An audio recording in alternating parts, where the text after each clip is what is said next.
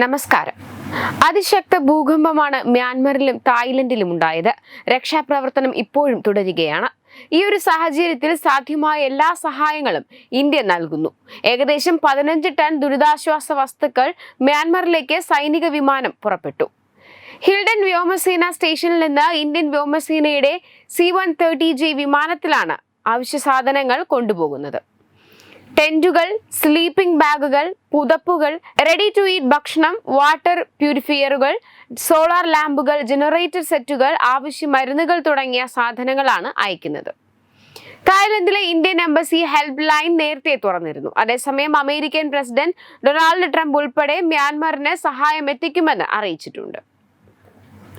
മ്യാൻമറിൽ നിലവിൽ 150 പേരോളം ഭൂചലനത്തിൽപ്പെട്ട് മരിച്ചു എന്നാണ് റിപ്പോർട്ടുകൾ. 150 പേരുടെ മൃതദേഹങ്ങളാണ് രക്ഷാദൌത്യത്തിലൂടെ കണ്ടെത്തിയത്.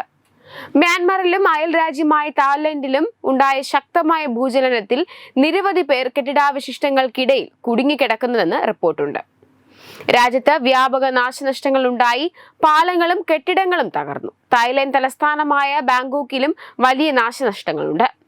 നിർമ്മാണത്തിലിരുന്ന ബഹുനില കെട്ടിടം തകർന്നു വീണ് നിരവധി തൊഴിലാളികൾ കുടുങ്ങിക്കിടക്കുകയാണ്.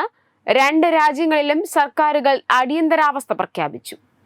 മ്യാൻമറിലെ രക്ഷാദൌത്യം തുടരുന്നതിനിടെ ഇന്നലെ അർദ്ധരാത്രിയോടെ തുടർ ഭൂചലനമുണ്ടായി. ഇന്നലെ രാത്രി 11:56ഓടെയാണ് റിക്ടർ സ്കെയിലിൽ 4.2 രേഖപ്പെടുത്തിയ ഭൂചലനമുണ്ടായത്. പ്രാദേശിക സമയം ഉച്ചയ്ക്ക് 11:50ഓടെയാണ് റിക്ടർ സ്കെയിലിൽ 7.7 തീവ്രത രേഖപ്പെടുത്തിയ ശക്തിയേറിയ ഭൂചലനം മ്യാൻമറിൽ അനുഭവപ്പെട്ടത്. പ്രഭവസ്ഥാനം മ്യാൻമർ ആയിരുന്നെങ്കിലും ഒപ്പം തായ്ലൻഡിലും ശക്തമായ പ്രകമ്പനമുണ്ടായി. ബാങ്കോക്കിൽ നിരവധി വലിയ കെട്ടിടങ്ങൾ തകർന്നു വീണതായും ആയിരക്കണക്കിന് ആളുകളെ വീടുകളിൽ നിന്ന് ജോലി സ്ഥലങ്ങളിൽ നിന്നും ഒഴിപ്പിച്ചതായും റിപ്പോർട്ട് പറയുന്നു. കെട്ടിടങ്ങൾ തകരുന്നതിന്റെ വീഡിയോ ദൃശ്യങ്ങളും പുറത്തു വന്നിട്ടുണ്ട്. മ്യാൻമറിൽ കാര്യമായ നാശനഷ്ടങ്ങൾ തന്നെ ഭൂചലനം കാരണം ഉണ്ടായെന്നാണ് ഐക്യരാഷ്ട്രസഭ ഉദ്യോഗസ്ഥരും അറിയിച്ചത്.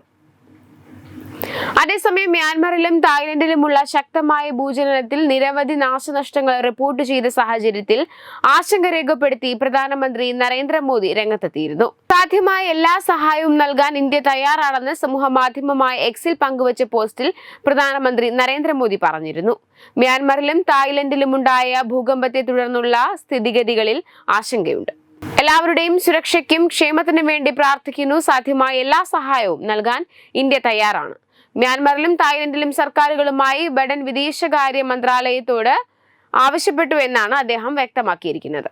അതേസമയം തായ്ലൻഡിനെ പിടിച്ചുകുലുക്കിയ വൻ ഭൂകമ്പത്തിൽ നിരവധി പേർ കൊല്ലപ്പെടുകയും തകർന്ന കെട്ടിടങ്ങൾക്കിടയിൽ കുടുങ്ങിക്കിടക്കുകയും ചെയ്ത സാഹചര്യത്തിൽ മ്യാൻമറിനെ സഹായിക്കുമെന്ന് പ്രസിഡന്റ് ഡൊണാൾഡ് ട്രംപ് വ്യക്തമാക്കിയിട്ടുണ്ട്. വെബ് ഡെസ്ക് തത്തുമൈ news. Branding partner Edubix online executive education. Focus physiotherapy centre Pattom. Unnat engineering Gujarat. തീർത്ഥയാത്ര.com. Iron build Gujarat. PRS hospital Killipalam Thiruvananthapuram. 5 തലമുറകളായി നിങ്ങൾക്കൊപ്പം. തുമ്പമൺ ശ്രീ വടക്കുംനാഥൻ ക്ഷേത്രം അമ്പലക്കടവ് പത്തനംതിട്ട. ശ്രീമദ് സ്കന്ദപുരാണ മഹാസത്രം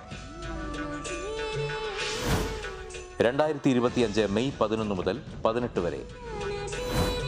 ബ്രഹ്മശ്രീ മുംബൈ ചന്ദ്രശേഖര ശർമ്മയുടെ മുഖ്യ കാർമ്മികത്വത്തിൽ മഹാഗണപതി ഹോമം, സ്കന്ദപുരാണ പാരായണം, മഹത് പ്രഭാഷണങ്ങൾ, പൂജഹോമാദികൾ, കലാസാംസ്കാരിക പരിപാടികൾ. സത്രയജ്ഞ കർമ്മങ്ങളിലേക്ക് എല്ലാ ഭക്തജനങ്ങളുടെയും സാന്നിധ്യവും സഹകരണവും സാദരം അഭ്യർത്ഥിക്കുന്നു. മഹാസത്രവേദിയിൽ മെയ് 18 പഴനി അരുൾമിക ദണ്ഡായുധപാണി സ്വാമി ദേവസ്ഥാന അർച്ചക സ്ഥാനികർ ശ്രീസെൽവ സുബ്രഹ്മണ്യ ശിവശാരിയാരുടെ മുഖ്യ കാർമ്മികത്വത്തിൽ നടക്കുന്ന അതിശ്രേഷ്ഠവും സർവൈശ്വര്യദായകവുമായ സ്കന്ദഹോമം.